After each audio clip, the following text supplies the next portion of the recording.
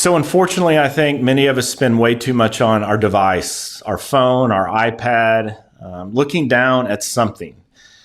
And with that, it can create a handful of physical complaints. I mean, think about this. If you are on social media or spending time on your phone for extended periods, okay, we're going to be using our hands, our fingers, okay? Our head's going to be down, okay, texting, doing what you will.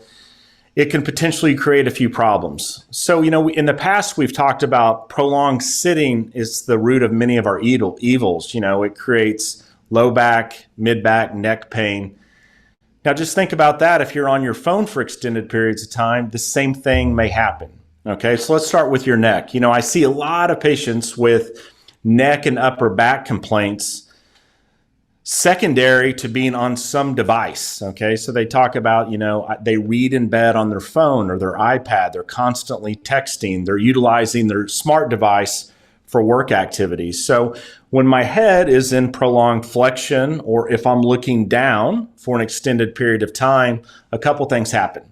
First thing, all these stabilizing structures in my neck, their primary role is to provide bracing or support. They start to get lazy and weak. Okay. And so when I start to develop laziness, weakness, if something becomes deactivated, then my body is going to compensate. And typically the compensation will come from the back area. So I'm sure many of you have, with stress and work, you may feel like your shoulders are up in your ears. Many times that's a function of overactive muscles, the upper trapezius, the levator scapula, all these muscles here on the back side of your shoulder that connect here at the base of your skull. And so what has happened is a prolonged flexion, looking down at something, a device. I start to develop some weakness in the front, and then I get very overactive and tight.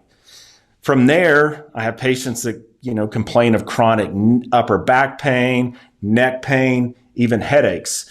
So those are three conditions that are very, very common with prolonged usage of these devices: headaches, neck pain, upper back pain. And then the other one, unfortunately, I see is a lot of neuropathic or neurological conditions. Carpal tunnel, chronically or repetitively using our fingers as we text can start to create some issues within the median nerve.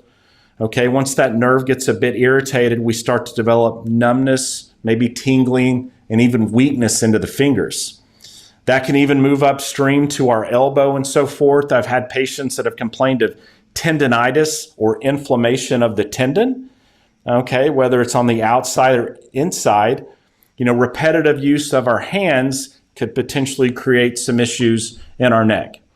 So I know it's part of our daily life. I know we're all going to do it. So, obviously the first thing is just be mindful of how long you're on the device, okay? And if you feel like you need to be on the device for extended periods, get up, take a break, move around, get that head up to a neutral position, maybe do a few head rolls, some stretches, some things to kind of interrupt that prolonged usage of the device. We've talked in the past about prolonged sitting. I want you up moving around. The same thing goes here. A whole lot of something isn't really good for you. So let's break that up a little bit. Be mindful of how long on your device. The last thing that I would suggest, if you do suffer from some of these conditions, whether it's neck pain, headaches, upper back pain, numbness and tingling into your fingers, always get checked out. All of these conditions are things that we see here at Tulsa Spine and Rehab. It's something that we see on a daily basis.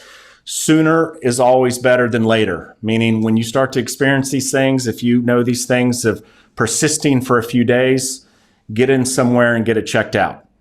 And as we always say here at Tulsa Spine and Rehab, keep moving.